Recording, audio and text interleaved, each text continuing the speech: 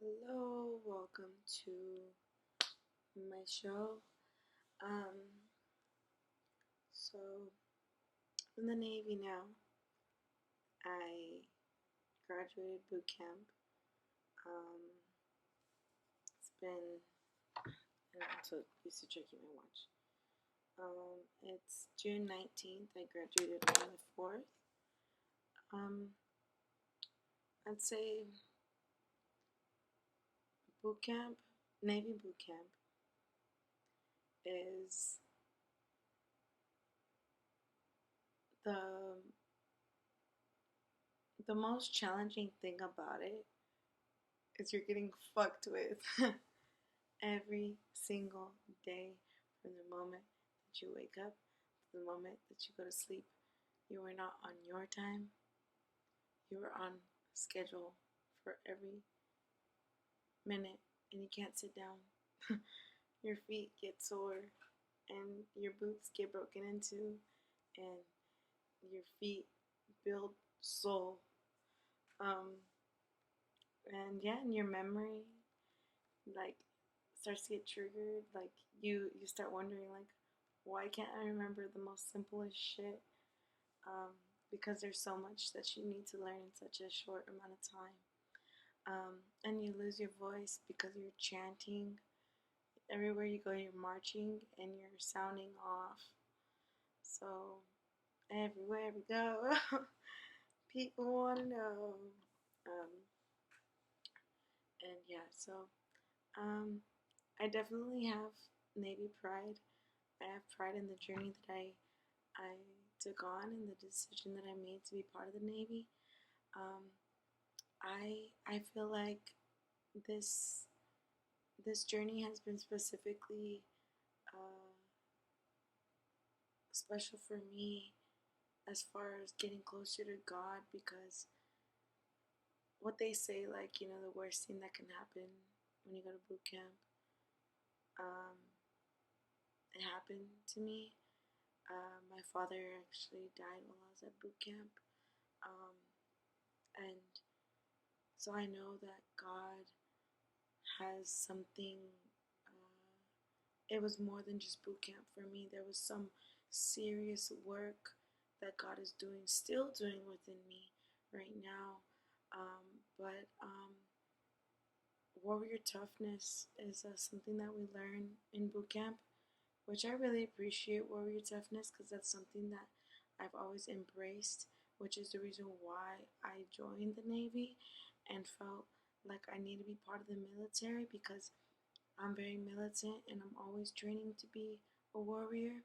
So, like, warrior toughness and recalibrating and coming back to the here and now and not allowing my thoughts to take me somewhere else. While I was in boot camp and still to this day, um, planning my father's funeral now, it's definitely like it's like okay, like God, like there's definitely something you need me to learn. And I have a son. He's gonna be 2 years old by the time I'm done with A school. I'm in A school right now. Um, I'm a AZ, which is aviation administration. So I'm at the administration school where um, this is where the Alice's go that are the logistics specialists, the admin, the yeoman, and the RSs, the people that work in the stores, and um, aviation administration. Normally, aviation goes to Pensacola for A school, but since we are admin, we come here to the admin school. But Pensacola school is in charge of us because we are technically airmen. Um, but yeah, so in boot camp, you're able to get ranked up. I started off, some people sign up for their contract as E3s already. If you're lucky, you'll get signed on as an E3. Just sometimes those positions are available, or if you have school credits, you can land that position as an E3 coming into the Navy. However, I didn't get that lucky. I came in as an E1. Um, I was supposed to get promoted to E2 because my friend joined at the same time as an E3, and then he was going to be my reference. Unfortunately, he came in a week before me, so they couldn't do that for me. But I still ranked up in boot camp because I did put my best foot forward, even though I was going through something very emotionally draining, my father's death. I still did my best. Um, like I was still loud, sounding off. I was always, being a team player, doing like encouraging others and doing my job, volunteering, making an effort to do as I'm told, and also making sure my bed was done and my clothes were folded perfect and like trying to be flawless. Like that's the number one thing. Like the way you do one thing is the way you do everything. So the main thing in boot camp is they're trying to see, can you follow instructions? Can you, if they tell you to fold your clothes a certain way, can you follow folding your clothes a certain way? Can you follow folding your towel a certain way? Basic instructions. That's why it's called basic training. Um, so yeah, I did rank up to E2 um, in boot camp, um, and I there is a fitness. You do have to pass a fitness test, a mandatory swim test, um, and I scored excellent in those. Um, thank goodness that I I did take some couple months to get myself back uh, fit again before joining the Navy. Because I like I mentioned, I have a 2 year old. So when I got pregnant and had my baby, um, I was overweight. I did eat whatever I wanted when I was pregnant, and when after the baby, like I was depressed and stuff. So I was fat after postpartum, and I was depressed. And um, but yeah, before I joined the Navy, I locked in, and I lost my postpartum weight, and then I was prepared for all of these tests every day before um, for like 2 months before boot camp. I was running every day. I was sprinting for like an hour. I'll do intervals of sprints, like sprint for 5 minutes and then and stop. Like I mean, sprint for a minute, stop for a minute, sprint for a minute, stop for a minute. For 20 minutes, I'll do that, and then I will walk, and then I'll do it off and on. But that helped me a lot because then I was able to um, do my PFA, my fitness exam, and get a good time in my 1.5 mile run and push-ups and all that stuff. You could look up what you're gonna end up doing if you're joining the Navy. But yeah, it sucks that there's people that don't can't have that in mind when they sign up for the Navy. They don't think like, oh, let me prepare myself physically for this. They just come in and they're not physically fit, and you actually get held back for that. So it's called ASMO. So if you're not physically fit, it's gonna take you longer than the average person to pass.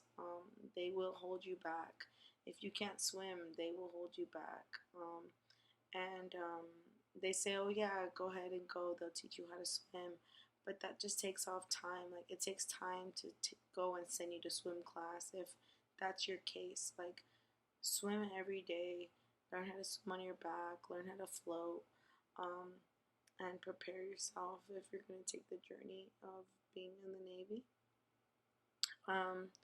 Another thing, yeah, just like I'd say there's certain things that your recruiter tell you to study, like ranking recognition and the general orders. Those are so annoying because I still don't remember them by heart. But you'll be put on spot to remember and say things on spot. And if you're like me, I freeze when I'm put on spot like that, or when I'm expected to remember something, and they will make you like, they'll embarrass you by like making you do push-ups, and uh, they call it beating. They'll beat you up, but not like they won't put their hands on you, but you'll get down and have to do some push-ups or some 8 counts. Um, and yeah, so if you're not physically fit, you're gonna fucking hate your life while you're in boot camp. Um, but like, it doesn't have to be like that. You could start working on yourself now and be prepared for when you go in. So it's easy work. It was easy work. Like, I like would tell myself like, this is easy work, and it really was. The hardest thing was not being able to do whatever I want to do. I have to do what we're doing.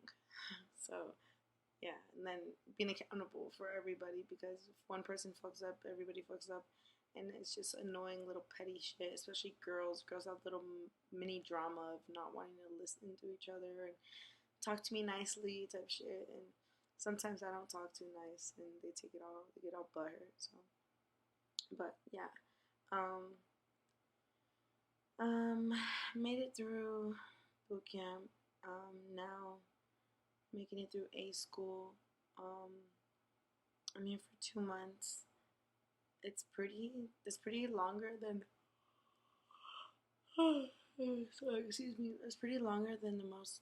Everybody else here is only in A school for like a month or two, or a month, like a month and a week. Um, but I have a job that requires more, so I'm here for 2 months, and which other jobs even require more. Like if you're gonna get into the medical field, like HM, that's 6 months school, and then if you're gonna be IT, that's 6 months to a year, depending on how you do in your classes, and then um, yeah, there's other schools that are just longer. Um, some are like I had a friend. She's gonna do like some like technical school of like damage control, but it's like really more specific. I forgot what it's called, but her school is like 2 years. Um, or like a year and a half or something. So yeah, there's people that get like really important jobs that require more knowledge. So so yeah, they're in school a lot longer. And I mean, I'm coming in with dependent with the son, so I'm glad that my school's only 2 months. I think if I chose a rate that had a longer school, that would be very hard for me, because like I'm not able to like have my son with me until I'm done with school. So um so yeah, that's something to keep in mind. Um and yeah, so um I'm very happy with my choice. Um, I'm growing a lot. Like I I feel like I have I feel like I've always had a good head on my shoulders, but now I feel like I am I'm placed in a place where I can really prosper and be deserving of who I am already. It's like I feel like there's people that are already naturally hard workers, dedicated people that can listen to orders, can pay attention to detail, and that really want to do well, and that already naturally help out other people, and are leaders and team players, and are and have that warrior mindset.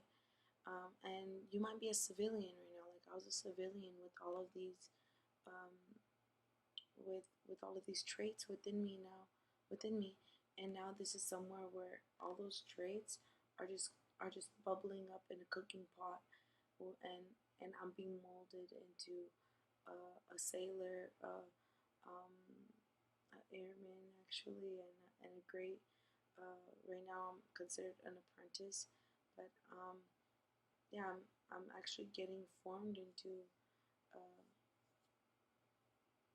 a good person in the military, and being able to be this person, I'm able to embrace God a lot more because it all boils down to like, okay, who who am I, and who I don't even know who I'm gonna be in 10 years from now, um, with everything. And I know there's a lot of like stress, there's a lot of sacrifices, a lot of things that I'm gonna go through that I'm gonna be like, oh, this shit fucking sucks.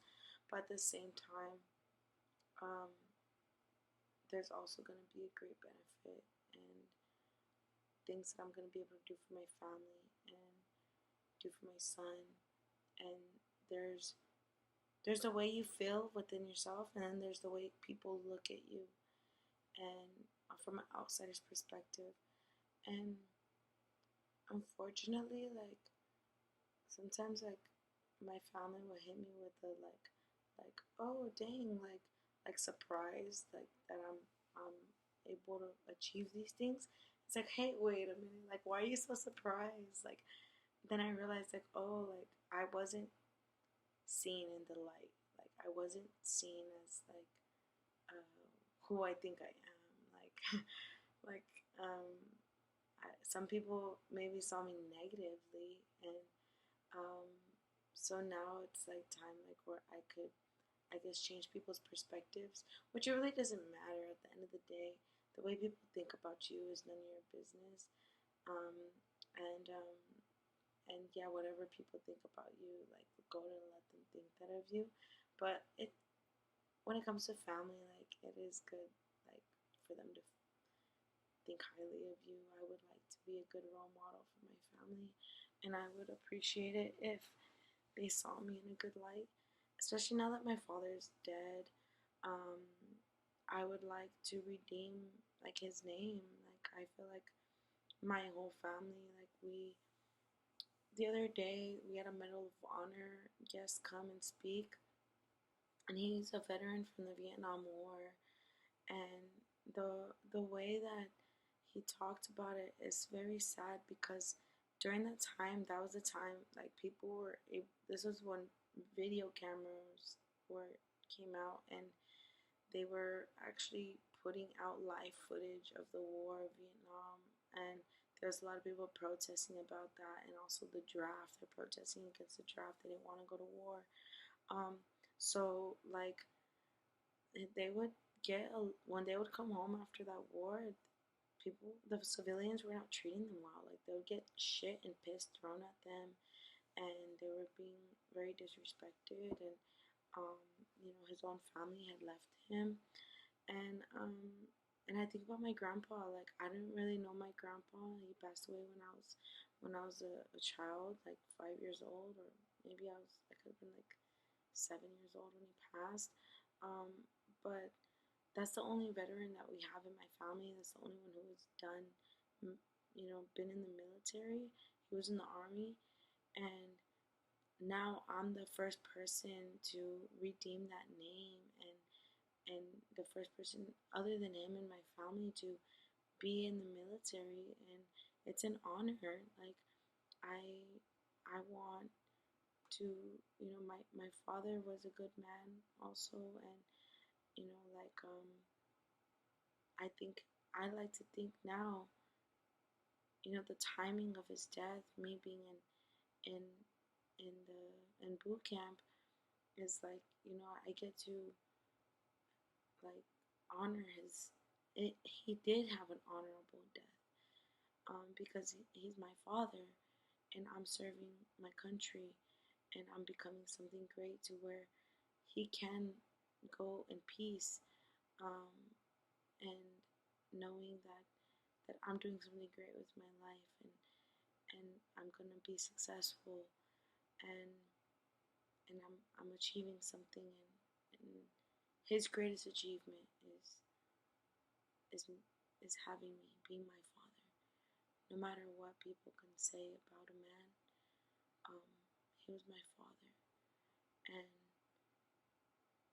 and everything that I do is just like God, is to God's glory, and I know that He's with God, so it's for their glory, and um and yeah, just if you're gonna make this decision, don't let anything stop you. Um, I didn't. I knew when my father was in the hospital, I was 4 weeks in, and they told me no, he's gonna make it. He's gonna come home. But I knew my dad. I knew it was his time to go. He had already had another hospital scare. He made it through that one, but I knew that any time after that first time when he got a heart baser, that was God's gift. That God just gave me a little bit more time with my dad because I was pregnant at that time, and I don't even think I was pregnant yet. I think after my dad got out of the hospital the first time, I wasn't pregnant.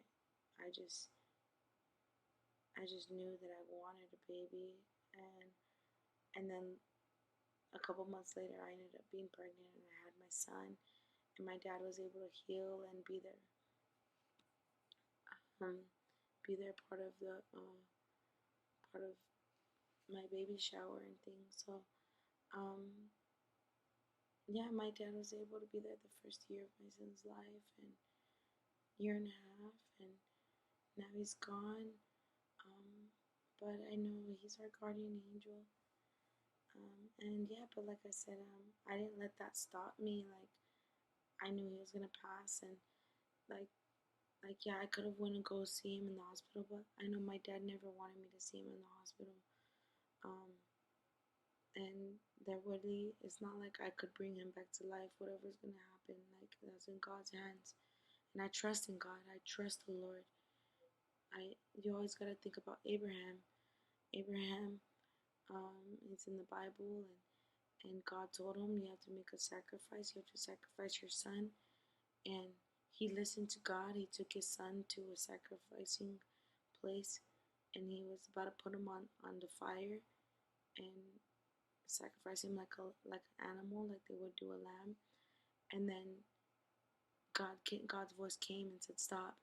Okay, I see you were down to do it, but you don't have to do it." So that's like unfortunately, like my dad's life, um, the sacrifice was me not being there, like me not being there for my dad's last breath, for him being in the hospital. But I have faith that he's in a good place. I have faith that he's with God, that he made it to heaven, and um, and the peace that I have, the peace that God left me with, the fact that I'm not an emotional wreck and that I don't have any regrets, um, that's the Holy Spirit giving me wisdom and insight, knowing that my dad's in a better place. So, yeah, even the worst thing that can happen is your parent passing away or somebody dying while you're in boot camp. But don't let that stop you. Don't let that discourage you. Just know that you're doing something that would make them proud, regardless. And push it out. Push out those emotions. Push out those feelings. Push out whatever's going to make you want to quit, and push it to the side and keep going and finish it. Because once I came out and I get to see that picture of me, like, and like I'm proud of myself. Um, and it doesn't really matter. It's great to have other people proud of you, but you have to be proud of yourself at the end of the day, because you're the one that has to live for yourself. And if you're a mom, you have to live for your child. If you're a dad, you have to live for your child. You have to be like a proud person. Be so proud for your child that you work so hard for them and that they see how hard you work. So yeah, alright, God bless you guys.